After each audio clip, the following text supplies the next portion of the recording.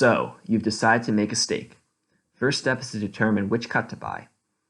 There's many different cuts for different flavors and purposes, each coming from a different portion of the cow. The high variety means it might be overwhelming at first. So, here's a quick rundown of the most common types of steak. The first cut is the tenderloin. The tenderloin is a long cylindrical muscle that is the most tender cut of steak. It is very lean and has a mild buttery flavor. It's typically cut into thick medallions. The narrower part of the tenderloin is known as filet mignon. As a more expensive cut, it is best saved for special occasions, and the mild flavor needs to be supplemented with seasonings or a marinade.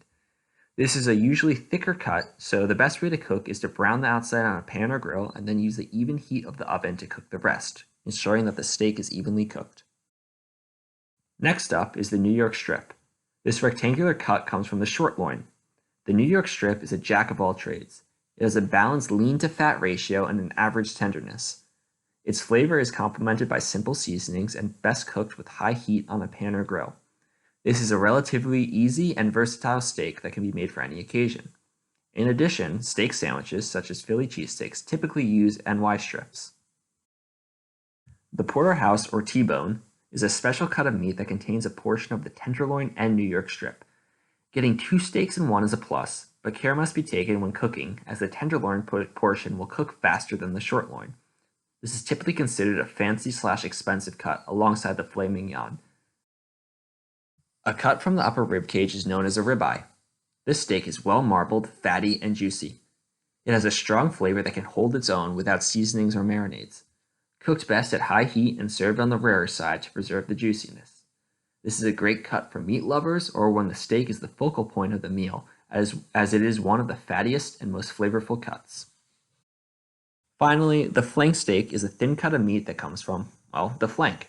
It's lean with long fibers, so make sure you cut against the grain. It's not to be confused with the skirt steak, a similar cut just with more fat and therefore a beefier flavor. Both steaks are best marinated and seared on a pan or grill using very high heat and a quick time. These cuts are typically served into thin strips and used usually when the steak is being added to something else, such as in a burrito, a fajita, salad, or stir fry. Now for the ingredients. Depending on which cut you choose, you will need different ingredients and amounts of steak. We have chosen to cook a flank steak, so for this, we will need 2 pounds to serve 5 people. We will also need salt and pepper to add a bit of flavor when served. Most importantly, we will need a marinade. We have chosen a commonly used marinade for this steak, which is easy to prepare. The ingredients for the marinade can be seen on this slide.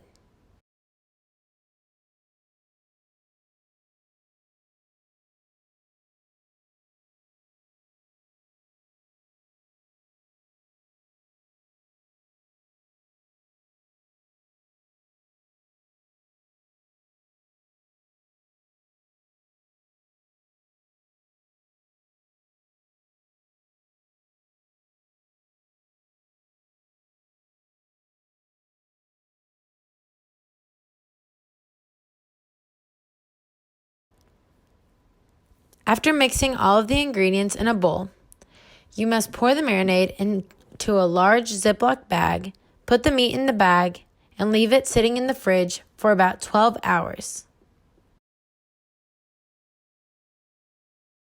This could be cooked on the stove or on the grill, but we have chosen the stove. The steps to cooking the best stovetop flank steak are: first, put a splash of olive oil in the pan you will cook in and turn the stove up to high heat. Second, after allowing the pan to warm up, place your steak in it. Third, allow it to cook about 2.5 minutes on each side, but no more so that it does not burn. Fourth, serve warm for optimal flavor with salt and pepper on top if you prefer. Now that we've learned how to cook steak, it's time to understand the science involved in cooking it. A flank steak, as Anthony mentioned, is a tougher cut of beef because it has more connective tissue and less fat.